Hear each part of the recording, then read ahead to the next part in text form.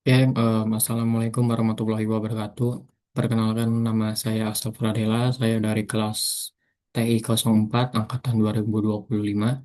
Saya akan pada kali ini saya akan mempresentasikan konseptual sistem aplikasi pengajuan judul skripsi dan deteksi kemiripan judul. Jadi isi presentasi kali ini itu terdapat DFD, ERD, relasi antar tabel, dan normalisasi. Jadi langsung saja. Pada bagian pertama ini DFT level 0. Pada diagram ini terdapat tiga bagian utama, yaitu mahasiswa sebagai pengguna, sistem aplikasi, dan dosen atau kaprodi sebagai pihak yang melakukan validasi. Alur proses ini dimulai ketika mahasiswa mengajukan judul skripsi melalui sistem. Setelah data masuk, sistem akan memproses pengajuan tersebut dan melakukan pengecekan kemiripan judul dengan data yang sudah tersimpan di database. Setelah proses pengecekan selesai, hasilnya akan diteruskan kepada dosen atau kaprodi untuk melakukan validasi dan mengambil keputusan.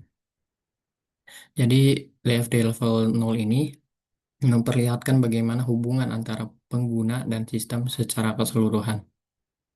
Terus selanjutnya itu ada DFD level 1. Pada tahap ini proses utama yang sebelumnya masih umum mulai dipecah menjadi beberapa proses yang lebih detail. Terdapat tiga proses penting dalam sistem, yaitu proses login, pengajuan judul, penyimpanan data, pengecekan kemiripan judul, dan validasi oleh dosen. Login ini digunakan agar setiap pengguna memiliki hak akses masing-masing sesuai perannya. Kemudian, mahasiswa dapat melakukan pengajuan judul beserta data pendukung yang diperlukan. Data yang masuk akan disimpan ke dalam database, lalu sistem yang melakukan proses deteksi kemiripan judul. Setelah itu, hasil pengecekan akan diberikan kepada dosen untuk melakukan evaluasi sebelum keputusan akhir diberikan kepada mahasiswa. Jadi, DFD level 1 ini membantu memahami aliran data secara lebih rinci dibanding yang sebelumnya level 0. Terus selanjutnya itu ada DFD level 2. Jadi pecahannya level 1 ya. Jadi em, pada tahap ini itu proses yang digunakan mahasiswa untuk mengajukan judul skripsi beserta data pendukung dan syarat yang diperlukan. Data pengajuan kemudian disimpan dalam sistem untuk diproses lebih lanjut. Jadi dari mahasiswa ini menginput data mahasiswa, terus menginputkan data pengajuan judul, terus mengupload persyaratan-persyaratannya, dan disimpan data pengajuan ke dalam data pengajuan. Terus selanjutnya proses 2.0. Proses ini yang bertugas meriksa kelengkapan data dan data pengajuan dan menyimpan judul yang valid ke dalam database judul skripsi sebelum dilakukan pengecekan kemiripannya. Jadi dari data pengajuan ini, mengambil data pengajuannya, terus memvalidasi kelengkapan datanya, terus menyimpan data judul yang akan disimpan ke database judul deskripsi, dan setelah itu mengirim data untuk mendeteksi kemiripannya. Dan proses itu lanjut ke proses 3.0 yaitu mendeteksi kemiripan judul. Jadi proses ini tuh proses yang membandingkan judul yang diajukan dengan judul yang telah disimpan dalam database untuk mengetahui tingkat kemiripan dan menghindari duplikasi topik penelitian yang seperti yang tadi ya. Kan dari proses pengelolaan data judul mengambil data judul baru, terus mengambil data judul yang tersimpan itu, habis itu dihitung ya, dibandingkan itu, menghitung presentasi kemiripannya, dan me- mengirim hasil deteksi kemiripannya. Dan hasil deteksi kemiripannya akan dibagikan ke dosen pembimbing atau kaprodi. Dan itu dilakukan pada proses 4.0, evaluasi dan keputusan dosen. Proses yang dilakukan oleh dosen pembimbing atau kaprodi untuk meninjau hasil deteksi kemiripan dan memberikan keputusan, yaitu diterima, revisi, atau ditolak secara serta mengirimkan status pengajuan kepada mahasiswa. Ya, dimulai dari menerima hasil deteksi kemiripan, terus melakukan evaluasi pengajuan judul, terus memberikan keputusan yang tadi sudah di ini, diterima, direvisi atau ditolak. Untuk yang direvisi atau ditolak itu perlu dicek kembali, terus mendeteksi kembali hasil kemiripannya, terus melakukan evaluasi lagi sampai diterima. Kalau sudah diterima itu terus disimpan keputusannya itu ke data pengajuan, terus mengirim status pengajuannya itu ke mahasiswa. Setelah itu ada Entity Relationship Diagram atau ERD ya. Dan, ada beberapa identitas yang dapat pada sistem kali ini. Ada mahasiswa, dosen, pengajuan judul, dokumen, evaluasi, hasil deteksi, dan keputusan. Jadi ERD ini saya bikin dua tipe ya. Yang pertama itu ada notasi Petersen. Pada pada sistem pengajuan judul skripsi ini menggunakan notasi Petersen ini digunakan untuk menggambarkan hubungan antara mahasiswa, pengajuan judul, dosen, dan proses validasi. Ya, notasi Petersen ini biasanya digunain pada tahap awal perancangan database karena ya lebih mudah dipahami secara konsepnya. Terus selanjutnya itu ya ada notasi Martin.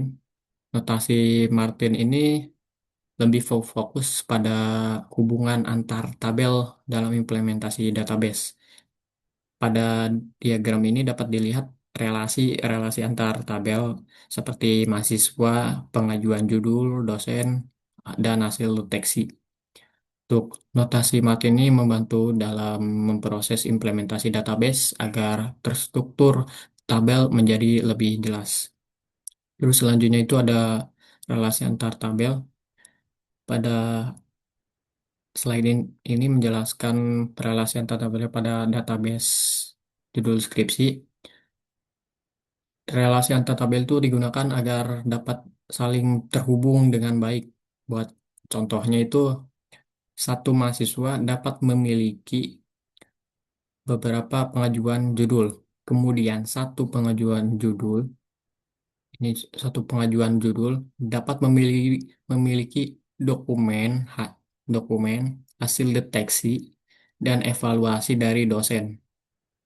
Dengan adanya relasi antar tabel ini, data lebih konsisten dan meminimal redundansi atau pengulangan data. Terus selanjutnya ada bagian normalisasi. Bagian unnormalized from. Pada tahap ini seluruh data masih disimpan dalam satu tabel besar dan akibatnya terjadi redundansi data dan atau pengulangan data secara yang berulang. Selain itu, struktur data juga menjadi kurang efisien dan sulit dikelola.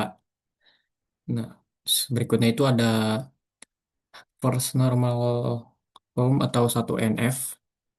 Pada tahap ini mulai dipisah sehingga setiap kolom hanya memiliki satu nilai. Buat tujuan 1NF ini adalah membuat data jadi lebih rapi dan terstruktur. Dengan begitu, dengan begitu proses pencarian dan pengolahan data menjadi lebih mudah dilakukan. Terus sudah yang pertama itu yang second normal form yaitu 2NF.